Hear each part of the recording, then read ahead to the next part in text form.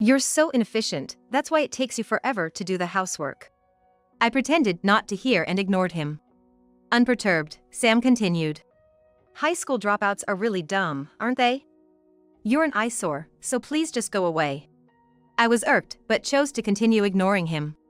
Seemingly bored by my lack of reaction, Sam deliberately came over to me and kept up his verbal abuse. You've been hearing me, right? I don't want to be around someone useless, so just disappear now. What are you on about now? Stop it with the insults, we're not kids. Seeing he finally got a reaction, Sam smirked and said, Shut up. Don't act like a mom when you're nothing but lowlife scum. At that, I realized I didn't need to tolerate it anymore. Right, your real mom is that woman, after all. Huh? My name is Misery. I'm a stay-at-home mom. I married my husband Harry 7 years ago, and our marriage is strong.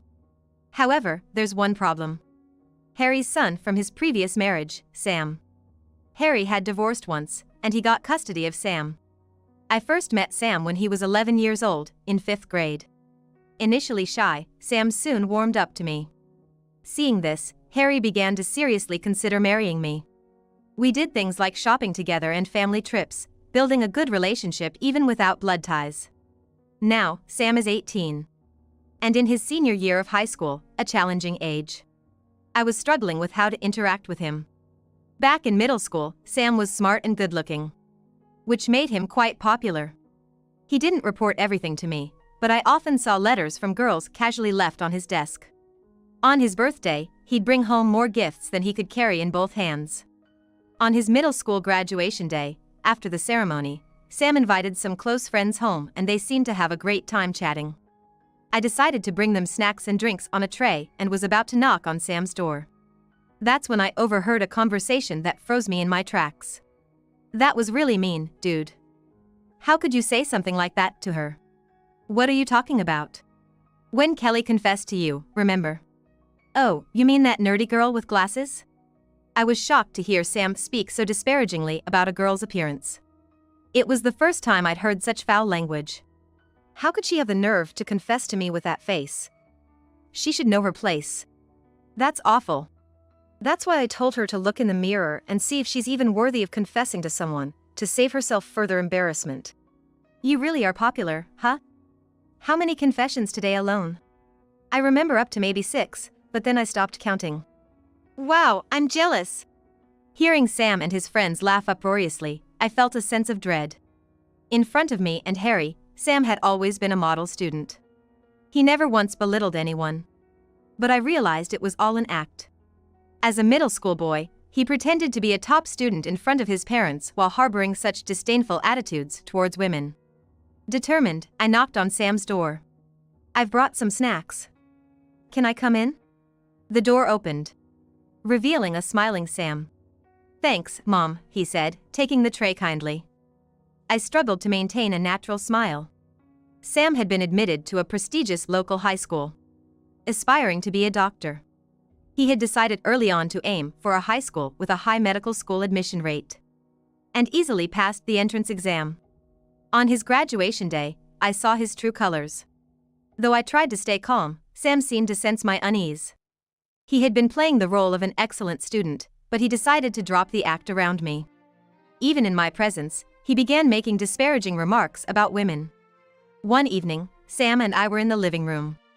He was sitting on the couch with his smartphone, while the evening news played on TV. I was preparing dinner, listening to the news in the background. Harry wouldn't be home for a few more hours. Then, a news story caught our attention. A woman had been arrested for marriage fraud. Upon hearing the news, Sam spoke to me. Mom, check out this news. What's up?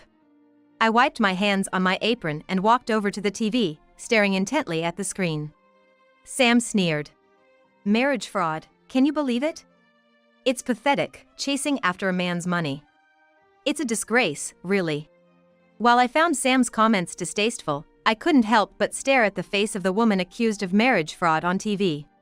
Then, her real name was broadcasted. Having her name dragged through the mud like this, her future's pretty bleak. But that's the price of foolish actions. No matter the reason, taking someone else's money isn't right. Well, then you're on the same level as her, aren't you? What? His unexpected words caught me off guard. And I turned to Sam, who was smirking at me.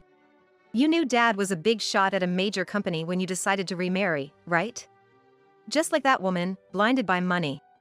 I was shocked. I had treated Sam like my own child despite the lack of blood relation. And I thought he had grown fond of me too. Even during middle school, I believed we had a good parent-child relationship. Yet, he thought I married Harry for his money. That's not true. I love your dad and wanted to be with him, and I've always thought of you as my own child. Easy to say, isn't it? It's true. Your dad wouldn't remarry someone just after his money. He wanted a woman who could get along with you. You played it smart, using me as a pawn to land a rich husband. A manipulative woman, aren't you? Why would you think that way? Because women deceive men for their money, a dirty existence. You're just a freeloader living off Dad's money without working. That's not true. I have reasons for being a stay-at-home mom. Before I could finish, Sam interrupted me, his tone harsher. You're no different from that marriage fraudster, just as worthless. With a snort, he headed back to his room, content with his accusation. This was the first time he had directed such malice at me. I was insulted as a freeloader and thought to have married Harry for his money. I never expected to be subjected to such words from someone I had raised, thinking of him as my own son. I stood there, dumbfounded, watching the door Sam had left through. The news had already moved on to another topic, but I hardly heard it. That evening, I was torn about telling Harry about Sam's harsh words. This wasn't just teenage rebellion. It was a deeper issue with his character. But I feared that if I didn't explain it well, I might be misunderstood again. I could easily imagine him saying, "Women have it easy," thinking they can just cry and get help, or dumb people think crying will solve everything. In the end, I couldn't bring myself to tell Harry anything that day. Clever Sam seemed to understand this too. At the dinner table with the three of us, everything appeared normal as it had been until yesterday. Except for the occasional mocking glances Sam threw my way. Tonight's meal was tasteless to me. Since then, Sam started to make derogatory comments whenever it was just the two of us. However, he never showed this behavior in front of Harry. It was clear he was targeting only me. He knew I wouldn't talk back or tell Harry. Sam seemed to hold a typical male chauvinistic attitude. Someone with such views could be influential if close enough. But Harry never looked down on me for being a homemaker. On the contrary, he always said, "There's no break in housework. Thanks for keeping our home every day." He is far from being a male chauvinist. I couldn't fathom why Sam would hold such outdated views. On a certain holiday, it was just Sam and me at home, as Harry was out. Ever since the day Sam hurled insults at me, I had been avoiding being alone with him. I planned to finish my chores quickly and go to our bedroom. As I was thinking this, Sam, lounging on the sofa, started speaking loudly on purpose. You're so inefficient, that's why it takes you forever to do the housework. I pretended not to hear and ignored him. Unperturbed, Sam continued. High school dropouts are really dumb, aren't they? You're an eyesore, so please just go away. I was irked, but chose to continue ignoring him. Seemingly bored by my lack of reaction, Sam deliberately came over to me and kept up his verbal abuse. You've been hearing me, right? I don't want to be around someone useless, so just disappear already. Sighing, I looked at Sam. What are you on about now? Stop it with the insults, we're not kids. Seeing he finally got a reaction, Sam smirked and said, Shut up. Don't act like a mom when you're nothing but lowlife scum. At that, I realized I didn't need to tolerate it anymore. Right, your real mom is that woman, after all. Huh? No, never mind. Confused by my words, Sam looked bewildered. He might have wanted to ask why, but I simply said, You don't want to see my face anymore, right? And decided to leave the living room. Sam's verbal abuse continued as usual. Perhaps he was irritated by my defiance that day. His words became increasingly harsh. However, I kept ignoring him with a nonchalant face. I thought there was no need to pay more attention to someone who could speak so terribly to their stepmother. And then there was that phrase. Don't act like a mom when you're nothing but lowlife scum. It hurt me deeply. After being spoken to like that, I lost any desire to act motherly towards him. He's already 18, an adult. If he feels that way, I need not bother anymore. I decided to only provide the bare minimum of care. I never intended to be overprotective, and I'll continue playing the part of a happy family in front of Harry. This incident made me realize I can hold a grudge. Sam seemed displeased with my attitude when we were alone. Maybe he thought my earlier silence was due to weakness. Or that I was trying to appease him, fearing Harry would leave me if I treated his son poorly. But my slightly assertive attitude might have made him feel looked down upon. Of course, I wasn't doing that. But I doubted he understood.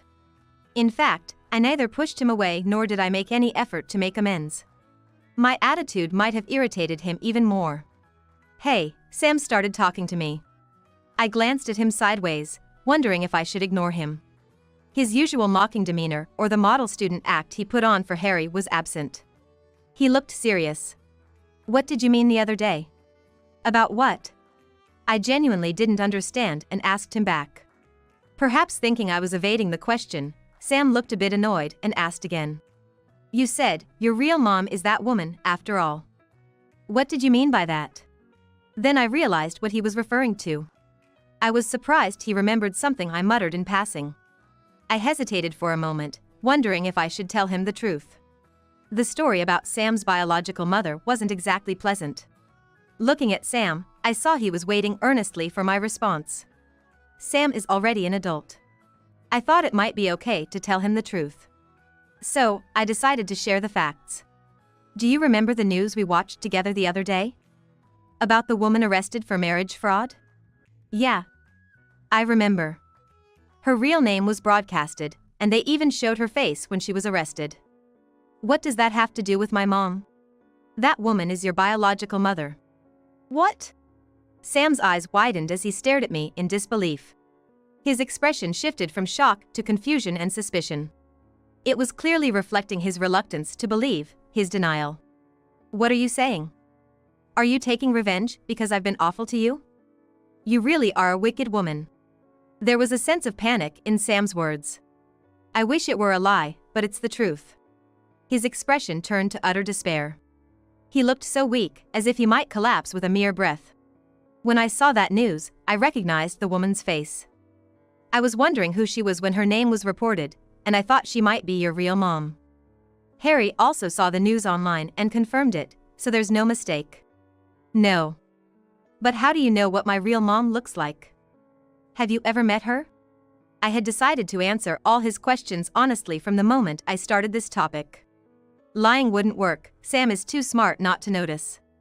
I haven't met her directly, but Harry showed me a photo of her. He told me to remember her face and to run away immediately if she ever appeared before us. Run away? What does that mean? I conveyed to Sam the story I had heard from Harry. No matter how painful it might be for him. The reason for their divorce was your biological mom's bad behavior with men. She used to splurge on luxury with money from various men, even when she was living with Harry. Harry tried to stop her, but she wouldn't change. He chose to divorce her for your sake, thinking it wasn't good for your upbringing. Sam was so shocked he couldn't speak. He eventually knelt down, utterly dejected. She seemed like the type to do unthinkable things for money, so there was a fear she might kidnap you for ransom. That's why I was told to remember her face and run away with you if anything happened. That's my brilliant self, born from such a low life. Sam muttered to himself in disbelief. Watching him, the seeds of revenge in my heart flared into flames. The woman you've been belittling is your biological mother. How does it feel to know you were born from someone like that? Sam looked up at me sharply. His face a mix of surprise, sadness, and various negative emotions. I was surprised by the harshness of my own words. But my expression remained unchanged, my eyes cold as I looked down at the kneeling Sam. That day, Sam locked himself in his room and didn't come out. Harry was worried and spoke to him from outside the door, but there was no response. I was asked about the situation and simply said that Sam was shocked after learning about his biological mother. Harry seemed to understand and just said, I see. I might not have given many details, but I wasn't lying. Serve him right. Dark emotions were spreading inside me. Since then, Sam has become much quieter. Even when we were alone, he no longer hurled insults at me. Instead, He started avoiding being alone with me, spending more time in his room. The tables had turned compared to before. Part of me felt I might have gone too far, but considering what I had endured, it seemed justified. My feelings were complex. One day, we were having dinner as a family. Sam would only smile and respond when Harry spoke to him, otherwise silently eating his meal. He probably hasn't noticed such a change in behavior. Harry started talking to me. By the way, I met the manager of the company where you used to work today. Wow, it's been a long time. Was he doing well? Yes, he looked well. I told him you're doing fine. As we were chatting happily, Sam looked puzzled and joined the conversation. What are you guys talking about? Mom, you used to work? Didn't I tell you? Your mom and I met through work originally. Really? Yeah. She used to work at a company that did business with mine. She made quite the impression on me. Stop it, you're embarrassing me. I playfully scolded Harry as he started to recount our love story, and we laughed together. Sam seemed confused. And a bit flustered. Dad's business partners are all major companies, right? There's no way a high school dropout like Mom could have worked at such a company. Harry looked surprised. What are you talking about? Your mom isn't a high school dropout. What? Sam's face showed shock as he looked back and forth between Harry and me. Your mom graduated from college. Sure, she attended high school and college abroad, but still. Abroad.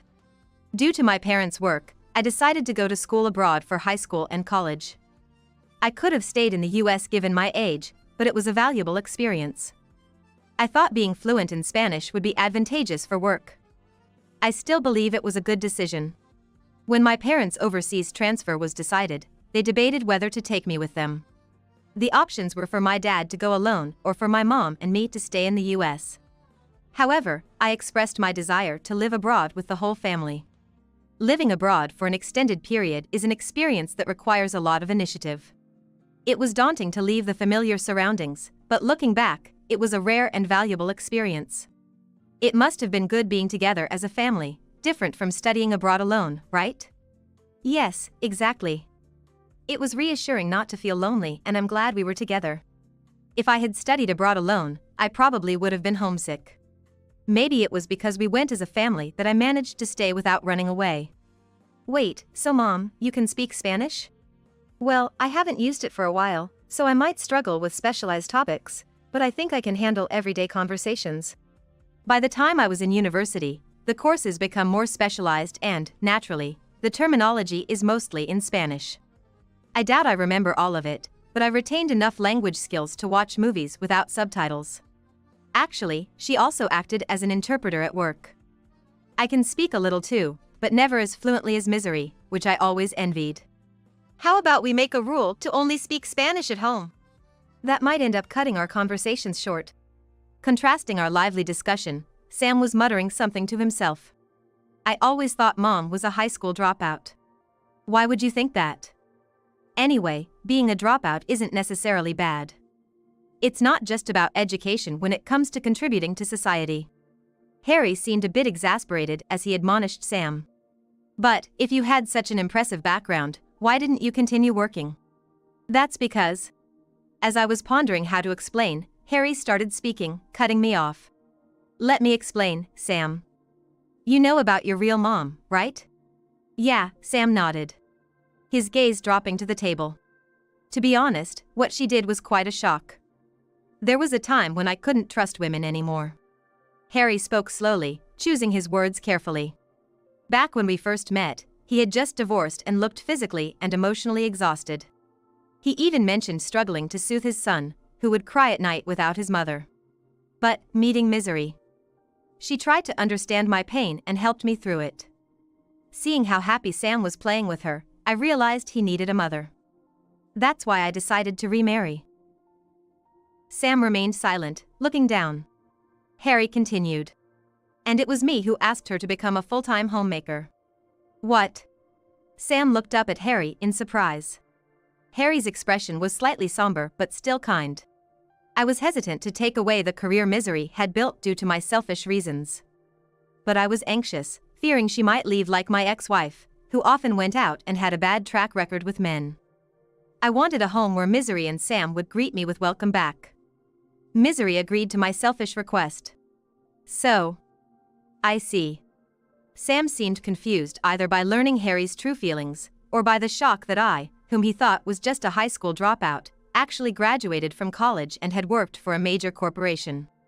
I couldn't tell what he was thinking from his expression. Honestly, marrying me, a man with a young child, must have been a big decision for Misery. Harry continued. I wasn't sure if his words were reaching Sam. Besides, asking her to quit her job after getting married. I'm truly grateful that Misery followed me through all of that. I hope you understand that. Harry said, patting Sam's head, which was still down. Usually, Sam would shy away from such gestures, but today he didn't resist. He remained with his head down, and his face wasn't visible to us. A few weeks after talking about my past, Harry came home with a stern look. Sam was in his room, and I was the only one in the living room. Welcome back. What's wrong? Did something happen? Why do you ask?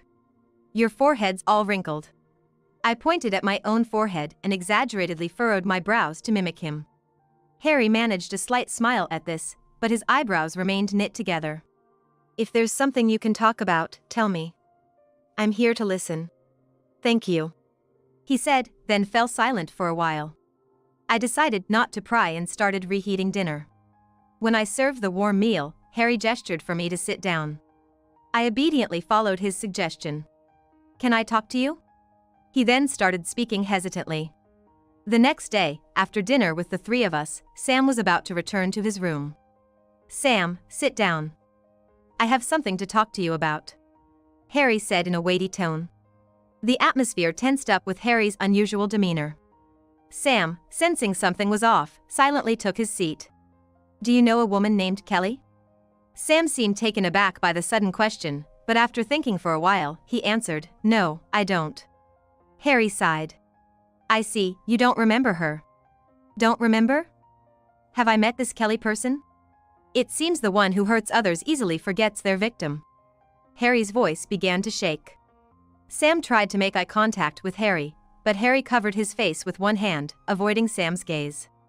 I've been thinking, but I really don't remember. Who is this Kelly person? Hearing Sam's words, Harry lifted his face.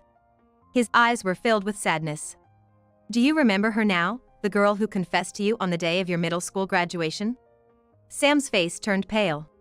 You seem surprised I know about it. Sam's gaze dropped to his clenched fists on the table. His hands looked shiver. My boss's daughter was Kelly. She confessed to you on graduation day but was hurt badly by your harsh words, so much so that she couldn't leave her room for a while. As I heard the story from my boss, I wondered if she might have been at the same school as you. When I finally heard the name of the person she confessed to, my heart nearly stopped when it turned out to be you. That's... No excuses. Harry sharply rebuked Sam, who was clearly trying to save himself. I was debating whether to tell you about this, but first, I talked to your mother. It turns out you invited friends over on graduation day and made fun of Kelly. Sam, who was sweating nervously, glared at me upon hearing this. You ratted me out to Dad. How dare you, you wicked woman? He yelled at me. The moment he said it, his face turned to fear, looking at Harry. Harry's face was expressionless. It's not like that, Dad. What's not like that? To hurl such abuse at your mother. I'm thoroughly disappointed in you. Harry sighed deeply and turned his face away from Sam. It was a clear sign of rejection. Wait, hear me out. No matter what you say, I can't understand why you'd speak so abusively to women. And shouldn't you be apologizing to your mother, not making excuses to me? At those words, Sam stood up, came before me, and kneeled down. I'm sorry, Mom. I won't say such horrible things again, please forgive me, he said, not lifting his head. He was probably waiting for a response from either me or Harry. I slowly spoke up.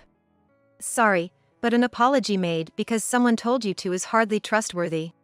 Sam's position didn't change. But his fingers tensed and trembled. He was probably angry that I wasn't forgiving him after all he had done. You've said terrible things to me when your father wasn't around. I can't trust someone like you. You need to realize that you deserve all this criticism for what you've done. And feel ashamed of yourself for needlessly belittling others, Harry said and then left the living room. I hesitated for a moment, unsure whether to follow Harry or stay. But then I decided to go after him. Sam's pride must be in tatters, having been so harshly criticized by his father and pitted by me, whom he had looked down upon. Leaving him alone might be a kinder choice. As I opened the living room door and glanced back at Sam, he was still sitting formally, staring blankly at the ceiling. Things were rough for Sam after that. Harry told him to leave the house after graduating high school. He said, "Stand on your own as a man," but I don't know what Sam, who reacted so angrily, might do. Harry's decision, I realized, was also to protect me from further harm by Sam. Sam attempted to enter medical school, but his performance suffered from the shock of being disowned by his father. He didn't even pass his backup college choices. After high school, Sam left the house and became a Ronin, but he didn't attend prep school and instead stayed shut in his room.